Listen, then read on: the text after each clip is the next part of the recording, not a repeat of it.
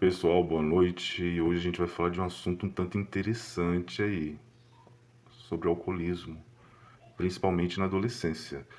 Bom, aqui a gente tem a história de Sarah T, retrato de uma jovem alcoólica. Já vê por a idade desse livro, né? A palavra que a gente tem para traduzir uma alcoólatra é alcoólica. Essa capa aqui é uma das mais raras, acredito eu. A gente está falando aqui de Linda Blair. Linda Blair foi, claro, minha rainha, minha deusa lá em O Exorcista, em 1973, minha gatinha, né? Ah, meu pai. E até 75 ela fez vários filmes ali, principalmente televisivos. Sarah T é um deles, tá? Só que Sarah T ele veio em 1975 e essa edição aqui ela veio também em 75. A gente vai ver isso já já. E traz exatamente isso aqui, ó. Brevemente, o filme com Linda Blair, protagonista do O Exorcista. Eu concordo plenamente quando coloca o assunto assim para ela como protagonista. Porque a gente tem o título do filme, O Exorcista. Então, se você for realmente ver a coisa do ponto de vista correto, o Exorcista nada mais é do que o Padre Mary. Porém, eu acredito que Linda Black toma conta do filme. Mas enfim, isso não quer dizer nada. Tanto que ela fica como coadjuvante. Bom, mas enfim. Aqui a gente tem praticamente um resuminho aí da bomba que isso vai trazer. Eu marquei bastante coisas fortes aqui, mas não vou trazer uma a uma. A gente tem uma nova edição lançada aí, eu vi no Mercado Livre. Essa daqui eu já não achei mais. Achei lá no Mercado Livre essa edição de Sarah T. Só tem os olhos de uma garota, né? E lá Sarah T, o retrato de uma jovem. Esse aqui eu adquiri ele, eu acredito que foi em 2016, tá? Exatamente, 2016. Eu vim ler ele completamente agora. Eu li ele até uns trechos aí onde essa garota começa a aprontar para ter uma bebida. E parei por ali, larguei de canto. E me deu um negócio, falei, deixa eu ler esse livro inteiro, porque ainda não li. Ah, tá, e deixa eu falar também uma coisa. Comprei o filme, calma aí, mas também não achei a mídia original, tá? Eu encontrei esse filme no Mercado Livre, ó, amador. Alguém gravou ele quando passou em algum canal americano chamado UC, alguma coisa assim, né? USA. Então, ali, eu vi a chance de ter esse filme. Ele vem com legendas, que você vê que foi a tal pessoa que gravou, que adicionou aquelas legendas, mas ficou muito bom. A imagem é realmente da TV que a gente tinha antigamente, que eu já esqueci como que se diz. Ah, meu pai, esqueci mesmo a palavra. Eu sei que é da TV de tubo, sinal analógico, acredito eu, né? Daquele tempo. Então, muito contente. Gostaria de ter um Blu-ray ou um DVD original, gostaria. Eu sei que nessa barulheira aqui de Saraté a gente também teve Nascida Inocente, que é Born Innocent, né? Que traz aí a história de uma garota que tem problemas familiares e ela é recolhida para um tipo de um reformatório, alguma coisa assim do tipo. Também, olha, a garota depois do Exorcista, as pessoas souberam dar os papéis para ela, sabe? Tudo meio perturbador. Só que tem um filme dela muito legal que se chama Sweet Hostage, Doce Refém. É um filme muito interessante, é mais ou menos como aquele filme Brincar com Fogo que passava muito na Globo. Acredito até que seja até um remake daquilo, mais ou menos, mas enfim. O assunto hoje é Sarah T. Eu tô viajando, né? Esse filme passou no SBT. Acreditem vocês ou não. Eu também não acreditei, eu não tenho mais esses arquivos. Gostaria muito de ter. Quando o jornal publicava o que passaria durante a semana, né, na grade de filmes da televisão. E o Sarah T passou exatamente no SBT. E eles ainda colocavam uma divulgação mais ou menos assim, além de endiabrada alcoólatra, entendeu? E tá a foto dela, não exatamente essa, mas tá lá a fotinha dela, tudo preto e branco, aquela coisa de jornal mesmo, um jornal bem mais antigo do que esse que a gente conhece hoje em dia.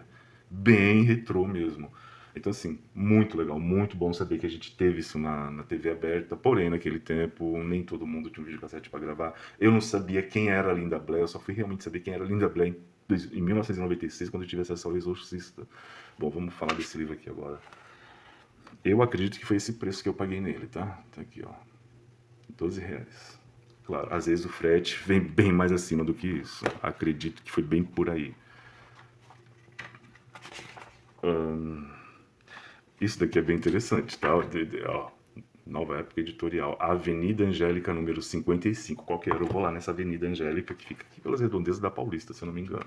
Dá uma olhada nisso aí. Gente, é demais. Vamos lá. Aqui tá 1975, original. Uma edição em espanhol aqui tá 1977. Aqui no Brasil, vocês podem ver que já não traz uma coisa aí publicada por. Ballantine Books, Nova York, 1975. Mas aqui no Brasil não tem uma coisa específica. Mas eu acredito que pode ter sido realmente em 77, tá? Olha, o livro já começa trazendo a garota falando como ela saboreia acho que aqui é whisky que ela tá tomando nessa festa. Ela já vem trazendo um transtorno, alguma coisa ali, do fato de ter o pai dela como uma figura tão querida, tão amada, mas que de repente o pai e a mãe se vê assim, obrigados a se separarem para ter uma vida mais saudável. E nisso daí a mãe encontra um homem bem mais sucedido, que supera o pai dessa garota, só que ela tem que ficar com a mãe. E é aí que começa o BO dessa garota, de Sarah. É aí que ela começa a refugiar, ela não se sente adaptada, ela vai para uma nova escola onde dá ruim para ela. Em falar nisso, nesse filme ela canta It's Too Late. Tem uma versão original bem antiguíssima, mas eu conheço ela pela Gloria Stefan. E tem ela cantando aí no YouTube, só vocês pesquisarem aí, coloca aí Linda Blair, It's Too Late, que vai estar ela lá cantando, com essa voz linda dela. Ela cantou muito bem. Quando ela vai para a apresentação desse coro da escola, e ela é nova lá, ela trava lá em cima, ela gagueja na hora de cantar e ela é reprovada. Quando ela toma umas goladas da boa, ela vai lá e canta a música perfeitamente. Ela detona, ela arregaça numa festa que ela frequentou. Tem um carinha que ela se apaixona aqui e tudo, só que no final de tudo esse carinha também só se aproveitou dela. Mas esse cara começa a perceber que tem algo errado com ela quanto à bebida. Ele começa a perceber que onde tem bebida tem um descontrole dela. Uma vez ele levou ela para uma festa na beira da praia, ali, tipo um luau, alguma coisa assim.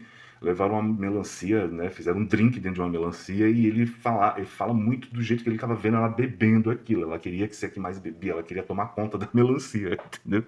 Então, assim, é aí que você vai vendo o alcoólatra, né? Ela vai dando esses auges aí. E vai andando, essa coisa vai piorando e chega um momento que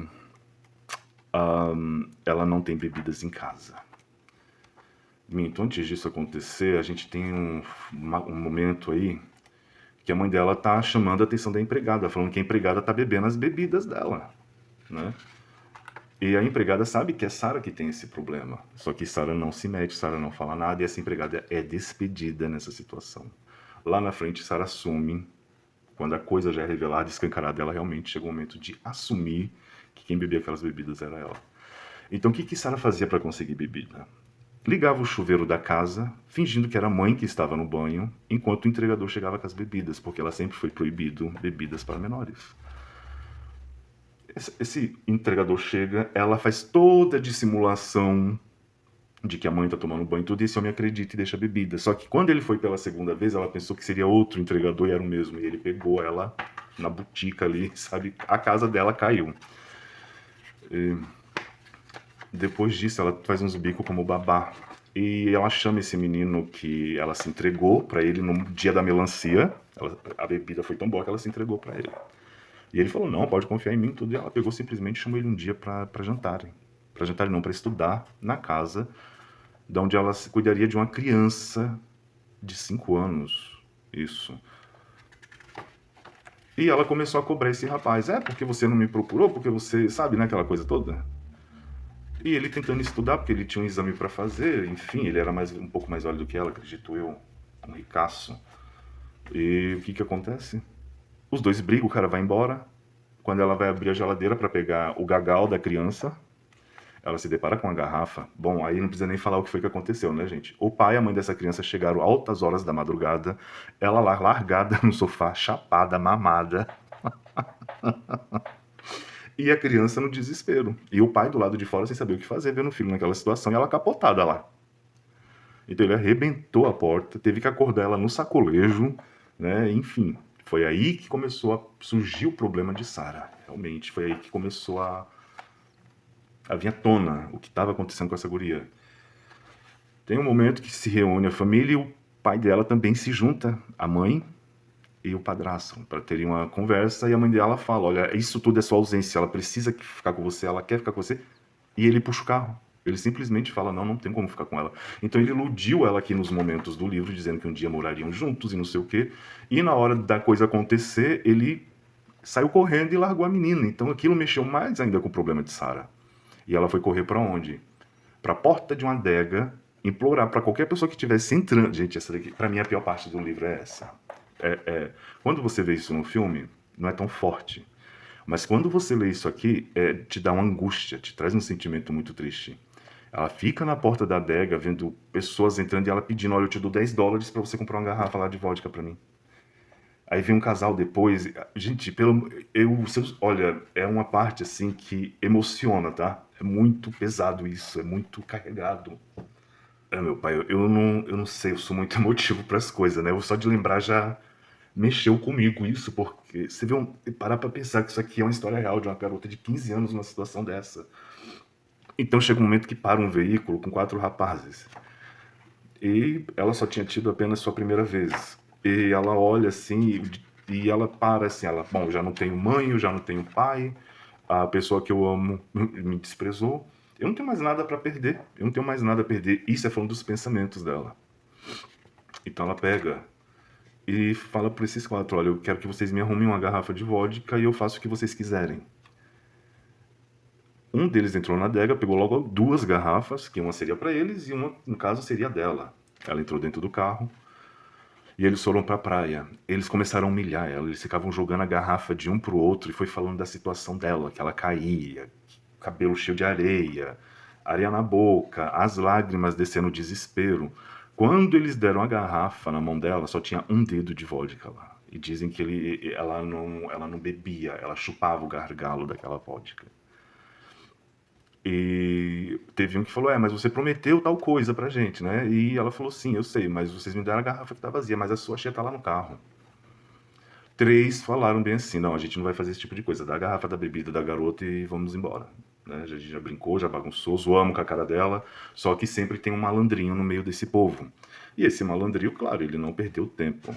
Né? No que ela foi pegar a garrafa no carro, descreve o que aconteceu lá dentro, ela sai de lá, chapada, bêbada, e esse carinha com o qual ela teve sua primeira relação, que ela tava amando, tem uma égua, e ela bêbada e tudo vai atrás dele. Ela realmente é a mãe dele, ela vai atrás dele. E ela não encontra ele lá no estábulo. Então ela simplesmente inventa de montar essa cavala e vai pra avenida com essa cavala. Só que essa cavala já mostra que ela tem uns problemas com luz. E ela foi exatamente para a estrada movimentada com os veículos. Então a gente tem um acidente onde Sarah não sofre nada tão grave.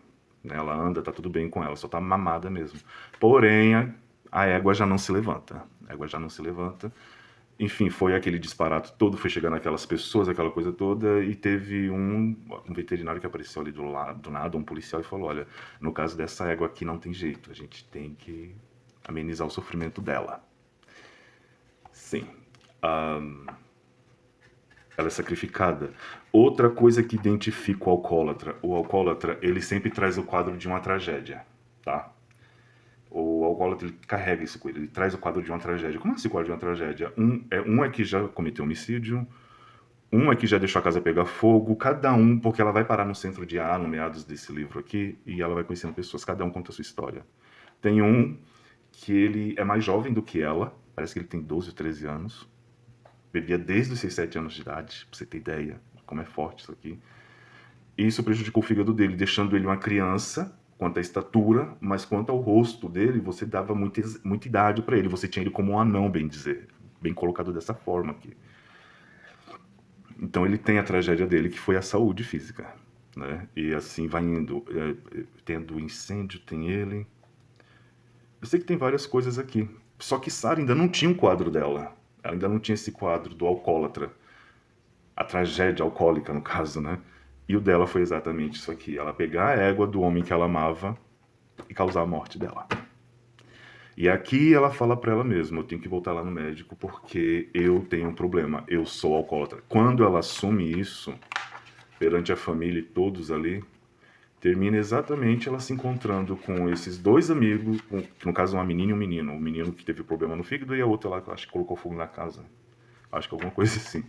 E seguiram ali dizendo que ali ela simplesmente foi pro AA se tratar e se curar disso. Aqui é o final do livro.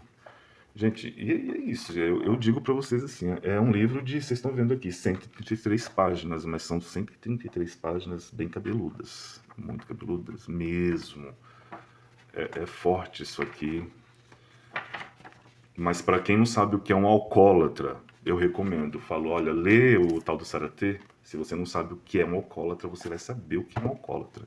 Ele vai trazer para você totalmente especificado aqui. O alcoólatra é isso. Pronto. O que eu digo para vocês é que eu recomendo. É um mega livro, é uma história em tanto, porém emocionante, né? A gente sabe disso. Eu mesmo tem trechos aí que mexeu muito comigo, que eu parava assim e falava, putz, tá acontecendo isso? Tá. E ela é nada mais, nada menos do que a nossa antecessora Christiane F., né? É isso mesmo. Em 70 a gente tem uma garota de 15 anos alcoólatra. Mas no início dos anos 80, final dos 70, a gente tem Christiane F. Aqui só tá uma jovem alcoólica, mas a gente sabe que ela também chegou no nível da prostituição. Ela se prostituiu por uma garrafa de vodka. A partir do momento que ela fala, olha, eu faço isso, se você me der uma garrafa de vodka, a gente já sabe que ela se prostituiu. Então, assim, alcoólatra e prostituída. Ponto. Fato. Mas eu acho que pra época era muito pesado colocar isso. Ainda mais trazendo uma guria que estava fazendo tanto sucesso, que era Linda Blair. E aqui também tá ela própria. Aqui tá a própria Linda Blair, né? Aqui traz a Linda Blair. Como assim, Fabiana, aqui traz a Linda Blair? Gente, Linda Blair ela teve os problemas dela. Após o Exorcista 2, que deu aquele barraqueiro todo ali, porque o filme foi um fiasco, a carreira dela desceu ladeira abaixo ali sem subida, entendeu? Só foi descida, descida, descida, descida. Ela chegou a ser presa por porte de drogas. Diz ela que ela foi enganada, que tapearam ela, que aprontaram com ela. Mas a gente sabe que a garota tava, né, na bagunça mesmo, né? Ela tava meio que com um aqui, outro ali, sabe? Pessoas que você sabia. Enfim, eu não acompanhei isso, tá, gente? Eu não acompanhei isso. São coisas que eu estudei depois de mais velho, com acesso à internet, porque o tempo que Linda Blair tinha seus 20 anos e tudo, 30, sei lá, eu era uma criança ainda, tá? Então, assim, quando o Exorcista saiu em 73, eu ainda era um grão de areia e um caroço de arroz em algum pacote, porque faltava 10 anos ainda pra mim nascer. Então, assim, a história de Linda Blair, tudo pra mim veio depois. Bom, é isso. Com certeza vai vir muito mais Linda Blair aí, o Exorcista. Eu curto demais ela. E você vê realmente, aqui fica bem claro, tanto aqui no livro como. No livro não, claro que não. No filme fica claro que Linda Blair, ela funciona bem como atriz, tá? Ela funciona muito bem. Desde que ela tenha um bom diretor ali com ela. Que não foi o caso de O Exorcista 2, o Herege. Por isso que deu o borogodó que deu, né, gente? Então a gente sabe, tem atores e atrizes que são bons realmente, eles sabem se virar ali nos 30. Não é o caso da nossa Linda Blair. A Linda Blair, para ela funcionar, ela precisa de um diretor muito bom, como ela teve Blade, como ela teve esse daqui também do filme Saratê. Mas quando ela foi pro Exorcista 2, gente, parece que até o diretor tava boicotando ela. Bom, é isso. É assunto para outra hora, para outro momento. E até o próximo vídeo, gente. Tchau, tchau. E ó, dá uma corridinha lá no Mercado Livre. Vai atrás desse livro, que isso aqui, gente. Eu acho que isso aqui teria que ser distribuído em escolas, qualquer lugar, sabe? Teria que ser doado assim, sabe? Sair distribuindo para as pessoas terem noção do que é o alcoólatra. Bom, é isso, gente. Tchau, tchau.